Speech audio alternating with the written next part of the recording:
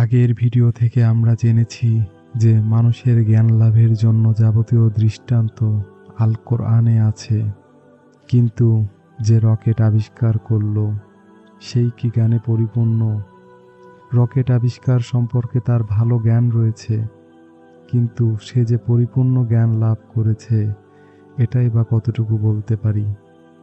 আবার একইভাবে সে তার নির্দিষ্ট কিছু কাজে দুনিয়ার মানুষের কাছে সফলতা অর্জন করেছে, এটা বলাই যায়, কিন্তু মহান আল্লাহ তাআলার মাপকাঠিতেও কি সে বিরাট সাফল্য অর্জন করেছে? এটা কতটুকু বলা যায়? অনেকে বলবেন, আল্লাহর কাছে কোনো ব্যক্তির সফলতা সম্পর্কে আমরা কি জানি? আমরা এতটুকুই জানি যা মহান আল্লাহ তাআলা পবিত্র কোরআনে এ সম্পর্কে আমাদের যতটুকু জানিয়েছেন, এবং আমি আলোচনা করব এ সম্পর্কেই। কেউ যদি মনে করেন শুধুমাত্র দুনিয়ায় মানুষের কাছে সফলতা মুখ্য বিষয়, অথচ আপনাকে যে সৃষ্টি করেছে তার কাছে সফলতা মুখ্য বিষয় নয়, তাহলে এই ভিডিওটি আপনার জন্য নয়। পরিপূর্ণ জ্ঞান কি, জ্ঞানী কারা ও বিরাট সাফল্যের অধিকারী কারা, তা মহান আল্লাহ তাআলা কোরআনে খুবই সুনির্দিষ্টভাবে আমাদের বলেছেন। পরিপূর্ণ জ্ঞান একমাত্র সৃষ্টিকর্তার বাণী থেকেই পাওয়া যায়। আল্লাহ তাআলা বলেন, এটা পরিপূর্ণ জ্ঞান, তবে এই সতর্কবাণী তাদের কোনো উপকারে আসেনি। সুতরাং মহান আল্লাহ তাআলা কোরআনকেই পরিপূর্ণ জ্ঞান বলছেন। বাইবেল বা তাওরাত আল্লাহর বাণী হওয়া সত্ত্বেও সেগুলোর সংরক্ষণের দায়িত্ব মহান আল্লাহ তাআলা নেননি, কিন্তু কোরআন সংরক্ষণের দায়িত্ব মহান আল্লাহ তাআলা নিজে নিয়েছেন। তাই বর্তমান পৃথিবীতে একমাত্র পরিপূর্ণ জ্ঞান সম্বলিত কিতাব ও জ্ঞানের মূল উৎস হলো আল কোরআন।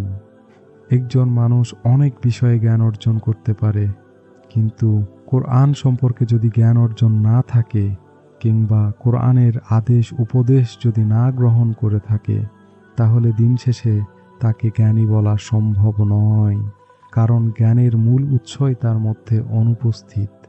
আর বিরাট সাফল্য বা বিরাট সফলতা সম্পর্কে আমি কিছুই বলতে চাই না, মাত্র 3টি আয়াতেই আপনারা বুঝে যাবেন আসলে বিরাট সাফল্য কি। মহান আল্লাহ তাআলা বলেন, হে মুমিনগণ, আমি কি তোমাদেরকে এমন এক ব্যবসায়ের সন্ধান দেব যা তোমাদের মর্মান্তিক আযাব থেকে রক্ষা করবে? তা এই যে তোমরা আল্লাহ ও তার রাসূলের প্রতি ঈমান আনো, আর তোমরা তোমাদের মাল ও জান দিয়ে আল্লাহর পথে জিহাদ করো। এটাই তোমাদের জন্য অতি উত্তম যদি তোমরা জানতে। তোমরা যদি আল্লাহর সন্ধান দেওয়া ব্যবসা করো, তাহলে তিনি তোমাদের পাপ ক্ষমা করে দিবেন, আর তোমাদেরকে দাখিল করবেন জান্নাত, যার তলদেশে ঝর্ণাধারা প্রবাহিত, আর চিরস্থায়ী আবাসস্থল জান্নাতে অতি উত্তম ঘর তোমাদেরকে দান করবেন। এটাই বিরাট সাফল্য। সুতরাং আমরা বিরাট সফলতা কি সেইটার সংজ্ঞা এখান থেকেই জানলাম। পরিপূর্ণ জ্ঞান ও বিরাট সাফল্য বলতে আমরা যা বুঝি, আল্লাহর কাছেও কি সেটা একই বা একই রকম?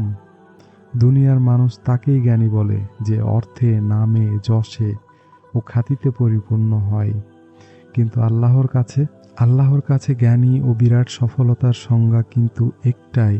আপনারা কোনটা নিবেন? আল্লাহরটা নিবেন না মানুষেরটা নিবেন? তা আপনার উপরেই নির্ভর করছে। পরিপূর্ণ জ্ঞানী হইতে গেলে আল্লাহর বাণী নিয়ে চিন্তা ভাবনা করতে হবে, সৎকর্ম অসৎকর্মের পূর্ণ জ্ঞান অর্জন করতে হবে, আর যে কর্মের মধ্য দিয়ে কোরআনকে আঁকড়ে ধরে থাকবে সেই তো পরিপূর্ণ জ্ঞানী হতে পারবে। আর দিন শেষে বিরাট সাফল্য তারই। আমি শুধু শেষ কয়েকটি আয়াত দিয়ে শেষ করব। মহান আল্লাহ তাআলা বলেন, যারা মনোযোগ দিয়ে কথা শোনে আর এর উত্তমগুলো মেনে চলে, ওরাই হলো তারা, আল্লাহ যাদেরকে সৎ পথে পরিচালিত করেন, আর ওরাই হলো জ্ঞান বুদ্ধি সম্পন্ন। মহান আল্লাহ তাআলা বলেন, এটি একটি কল্যাণময় কিতাব তোমার কাছে অবতীর্ণ করেছি, যাতে তারা এর আয়াতগুলোর প্রতি চিন্তা ভাবনা করে আর জ্ঞান বুদ্ধি সম্পন্ন লোকেরা উপদেশ গ্রহণ করে থাকে। সুতরাং এই আয়াত থেকে আমরা স্পষ্ট বুঝতে পারলাম যে জ্ঞান বুদ্ধি সম্পন্ন লোকেরা কারা যারা উপদেশ গ্রহণ করে। মহান আল্লাহ তাআলা বলেন, বরং যাদেরকে জ্ঞান দেওয়া হয়েছে তাদের অন্তরে তা কোরআন এক সুস্পষ্ট নিদর্শন, অন্যায়কারীরা ছাড়া আমার নিদর্শন বলিকে কেউ অস্বীকার করে না। সুতরাং জ্ঞান তো তাদের মধ্যেই আছে যারা কোরআনকে একটি সুস্পষ্ট নিদর্শন হিসেবে চিন্তা করে, কোরআন থেকে জ্ঞান অর্জন করে এবং করতেই থাকে, কোরআন নিয়ে গবেষণা করে, উত্তমটি মেনে চলে, তারাই জ্ঞানী। সুতরাং আমরা জানতে পারলাম মহান আল্লাহ তাআলার কাছে জ্ঞানী কারা, সফল কারা। আমরা এটাই অনুসরণ করার চেষ্টা করব ইনশাআল্লাহ। ঈমান, সৎ কাজ আর ধৈর্য জান্নাতের চাবিকাঠি।